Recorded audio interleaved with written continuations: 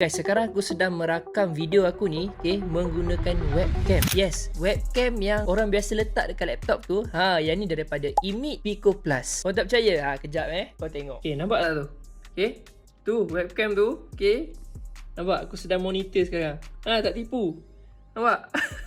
Tu webcam guys. Ui, terbaik lah. So kau percaya tak? Memang daripada webcam, and aku boleh monitor direct terus dekat aku punya screen monitor. Dan aku rasa orang tak tahu pun aku guna kamera webcam merakam sekarang. And of course korang boleh guna juga untuk buat live streaming, untuk korang buat content, nak buat live pun boleh, tak ada masalah. Tapi sekarang aku gunakan mic daripada Boya ni lah. And aku nak cuba mic dekat webcam ni sendiri. Korang boleh dengar tak? Lebih kurang je kan dia punya kesedapan suara dia tu. Sebab apa? Dekat webcam ni ada 3 mic yang mana disertakan dengan fungsi AI noise cancelling. Maksudnya korang tak perlu risaulah kalau sekeliling korang tu bunyi bising ke, tak ada masalah.